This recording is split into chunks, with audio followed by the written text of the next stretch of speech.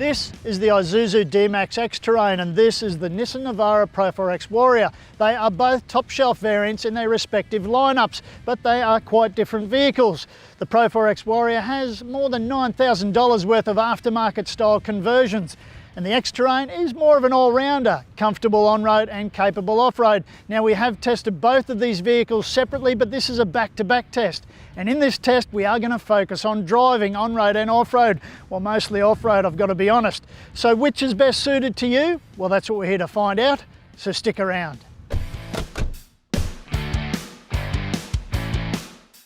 If you do want to know something specific about either of these vehicles, then there are time codes on your screen right now. If you're watching this video on YouTube, there are chapter markers below.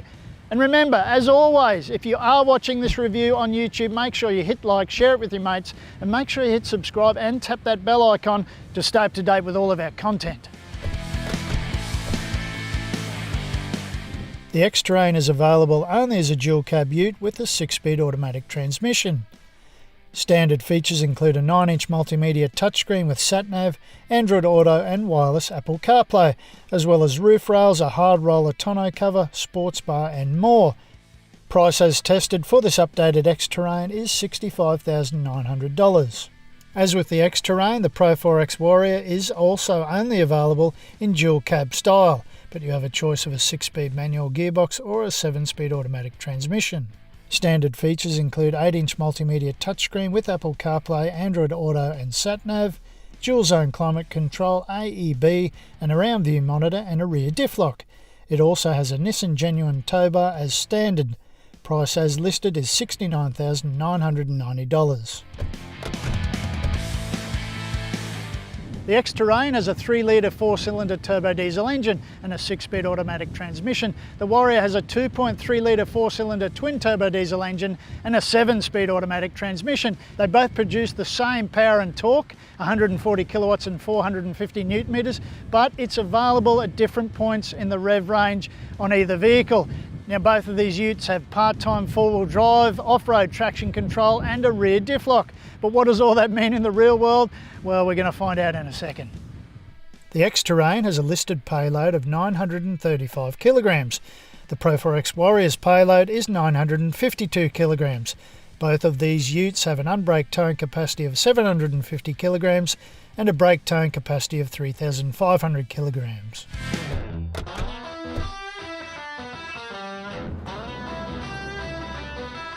Remember, I did tell you at the start that I'd be focusing on four-wheel driving in this review, but if you do want to know more about how these utes go on road, we have detailed reviews of both of them at carsguide.com.au and on YouTube. You might be surprised at just how good both of them are when it comes to daily driving duties, the kind of stuff you'd just as likely do in a wagon or SUV. But for this test, we've focused on off-road capability, so let's see how they go.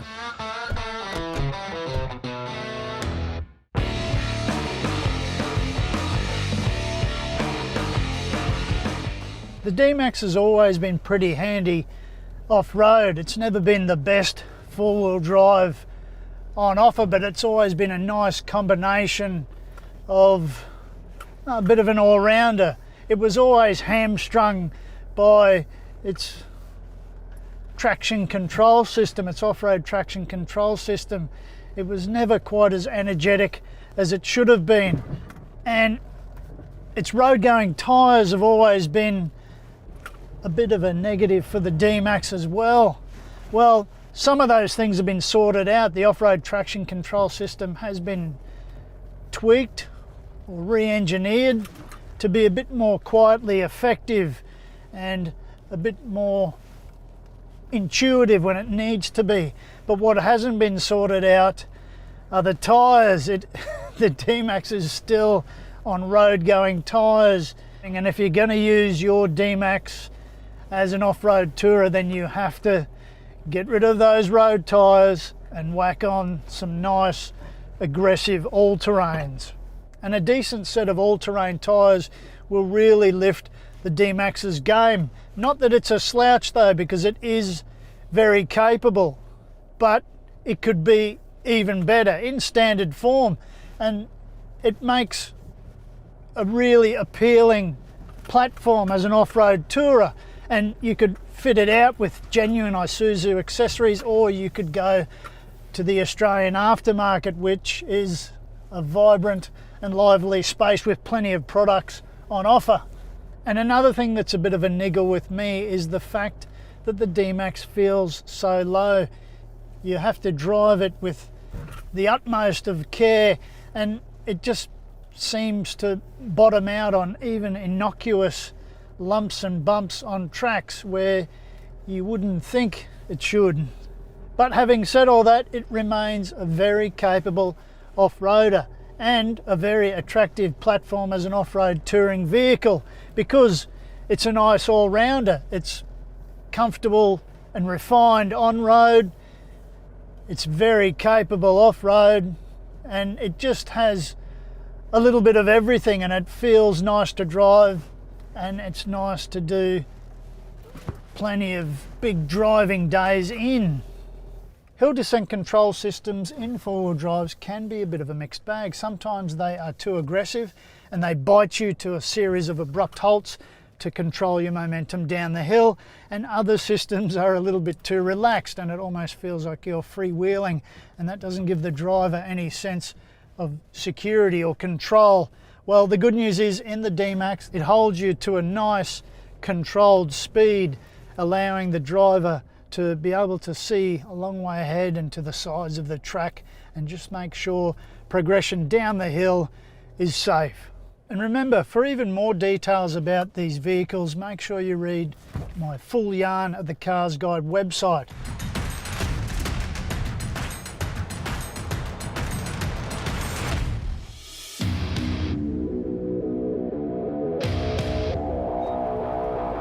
All of the suspension components in this ute have been engineered and put into the Warrior for this sort of hardcore driving. So while all of the new suspension in this ute have made it more comfortable and more compliant off-road, it's also added to its hardcore off-road driving ability. Premcar is a Melbourne-based vehicle engineering firm, and they've really gone to town on the Warrior. They've focused on suspension and the wheel and tyre package, but that suspension is really it. And with those purpose-built changes built in, fused into the Warrior's components, comes a suitability to off-roading, a physicality in terms of off-road angles, approach, departure and ramp over. The Warrior sits nice and wide on the track, and that's that wider wheel track.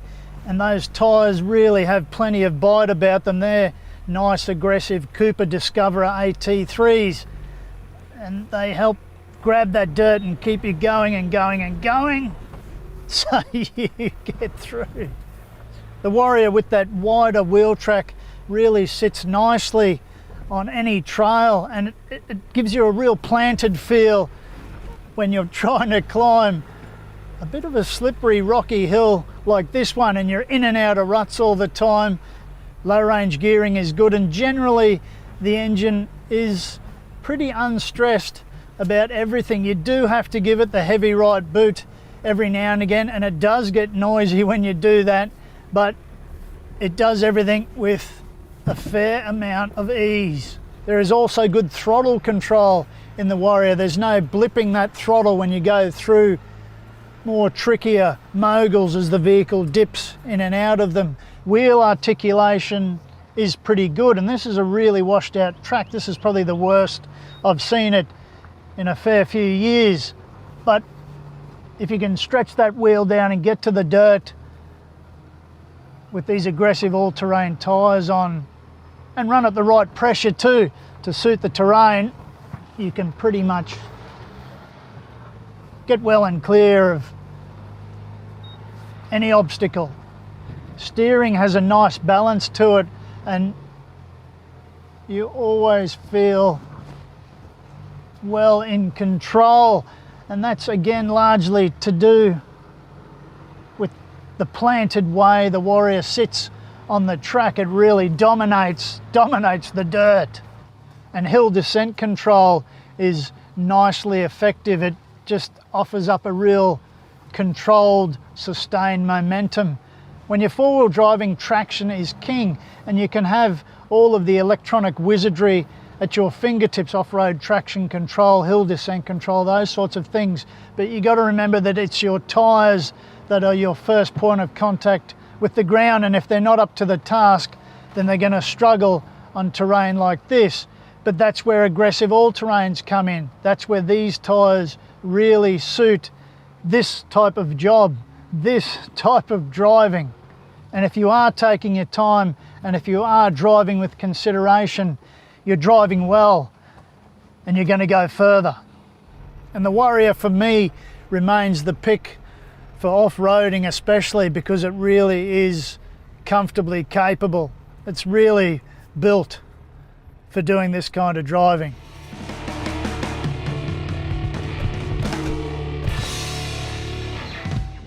So which of these utes is best for you? Well, that really depends on what you're after. The updated X-Terrain is very comfortable on-road and capable off-road. It's a pretty decent all-rounder, and it has a stack of driver assist tech. For my money, I'd go the Pro-4X Warrior because you're getting more than 9 grand's worth of aftermarket style accessories and all of that engineering expertise. And it's straight out of the showroom and it's under warranty. What do you reckon? Have your say in the comments section below.